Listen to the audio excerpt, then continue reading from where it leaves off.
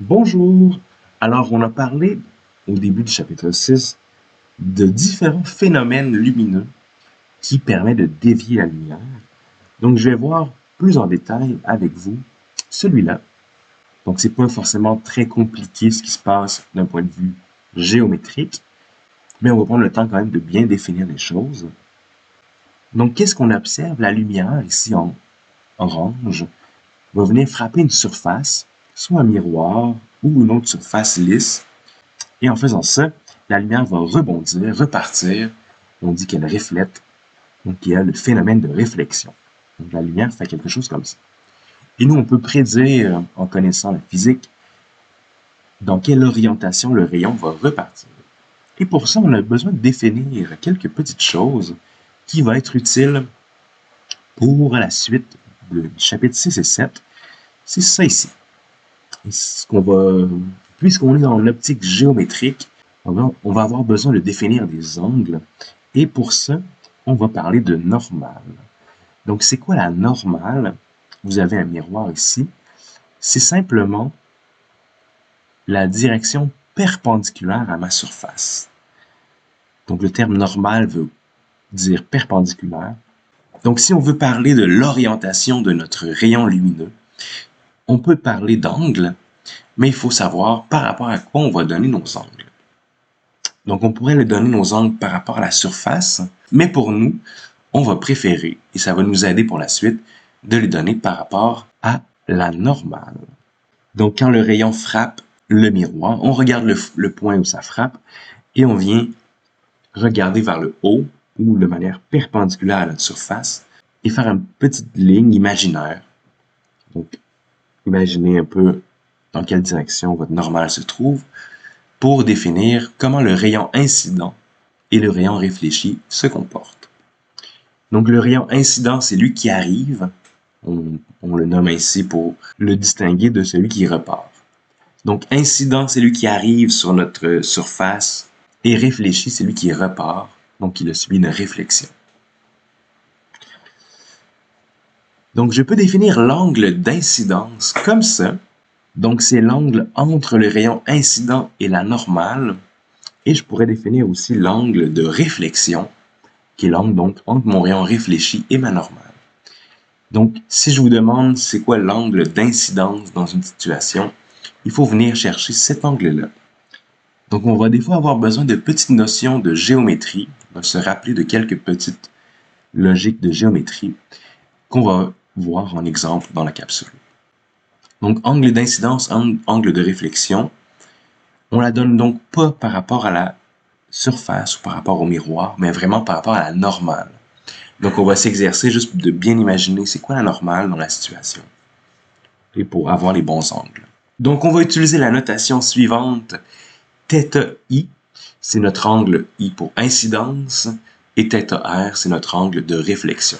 Donc, juste pour les distinguer les deux, quand on parle d'angle d'incidence, donc ici dans mon schéma à gauche, c'est θ I, et à droite, θ R. Et c'est quoi la relation entre les deux? Donc, il n'y a pas de calcul très complexe à faire. La loi de la réflexion nous dit que l'angle d'incidence, c'est simplement égal à l'angle de réflexion. Donc, θ I est égal à θ R.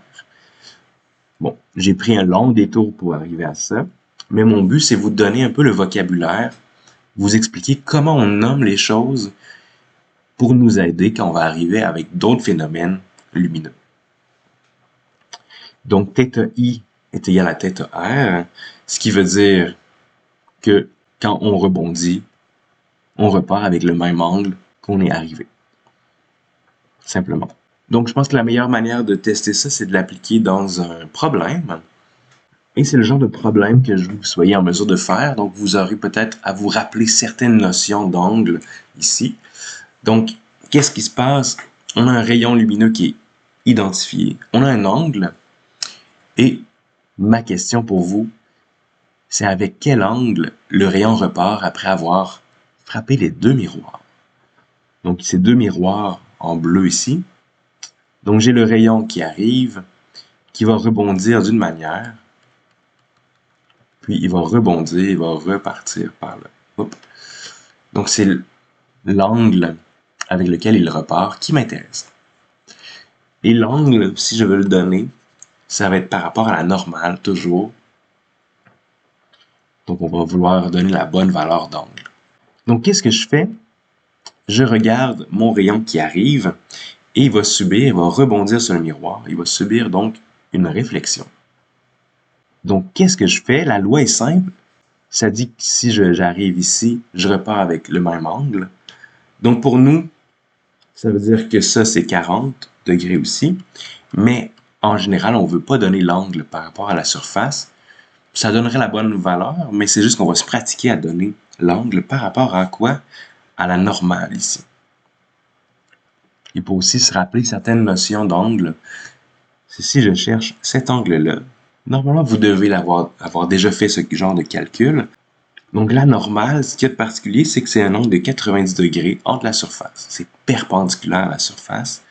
Donc si je veux venir chercher l'angle par rapport à la normale, c'est pas mon 40, c'est plutôt mon 50. Puisque 90 moins 40 égale 50 degrés. Donc c'est l'angle qui complète mon 90 degrés. Des fois, vous aurez l'angle par rapport à la normale, mais des fois, vous aurez l'angle par rapport à la surface. Donc, on peut passer de l'un à l'autre comme ça. Ce qui veut dire qu'on repart aussi avec 50 degrés. Pour ici, on connaît donc tous les angles, soit l'angle par rapport à la normale ou la surface. Ensuite, donc ça, on l'a prédit par la loi de la réflexion, qui est quand même intuitive. Ça repart avec le même angle. Souvent, c'est ce qu'on imagine quand on imagine une réflexion. Donc, la lumière repart ici. Sauf que de ce côté-là, il va y avoir un autre miroir. Donc, qu'est-ce que je peux déduire? Donc, la lumière vient frapper. Donc, le rayon qui a réfléchi devient pour cette deuxième réflexion mon rayon incident. Et je peux définir ma normale comme ça, qui se trouve entre mes deux rayons, perpendiculaire à ma surface. Donc là, je vais devoir trouver mes angles. Et comment je fais ça? La deuxième chose que je veux que vous soyez en mesure de vous rappeler, c'est que vous devriez être en mesure de trouver cet angle-là. Ici, je vous aurais peut-être mis un petit carré pour dire que c'est bien 90 degrés entre les deux. Mais vous devez être en mesure de trouver l'angle ici.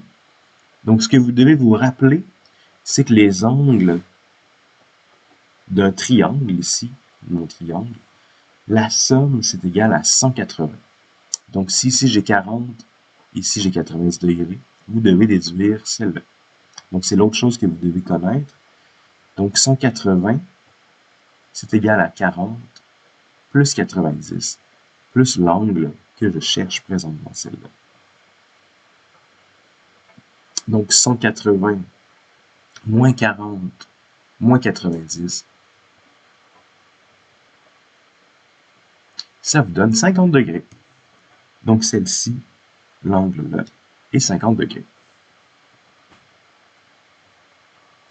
Et finalement, on refait la même logique.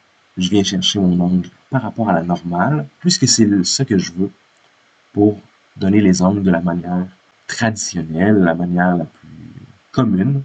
On vient donner l'angle par rapport à la normale. Donc, c'est 40 degrés. C'est un peu le calcul inverse ici. 90 moins 50 me reste. Ça fait qu'il me reste 40 degrés. Et donc, finalement, je sais avec quel angle mon rayon repart par rapport à la normale, par rapport à mon miroir, mon deuxième miroir.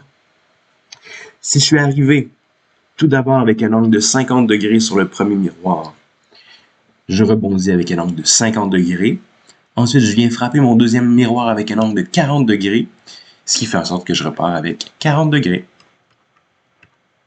Donc, un schéma, m'identifier l'angle qui m'intéresse. Et voilà, 40 degrés. Donc, la loi est simple, mais c'est un petit prétexte pour vous rappeler ces deux choses-là. Que si on a un angle de 90 degrés, ce qui est le cas quand on regarde la normale est définie par l'axe perpendiculaire à la surface, on a 90 degrés. Donc, on peut chercher l'autre angle qui nous intéresse. Et autre chose, si on a un petit triangle, ça va arriver quelquefois, la somme de tous les angles de mes 3 angles de mon triangle me donne toujours, c'est la règle des triangles, me donne toujours 180 degrés. Donc, 2 petites choses à se rappeler. Sinon, la loi nous dit que l'angle ici est le même que là. Voilà, ça termine la capsule. Bonne journée!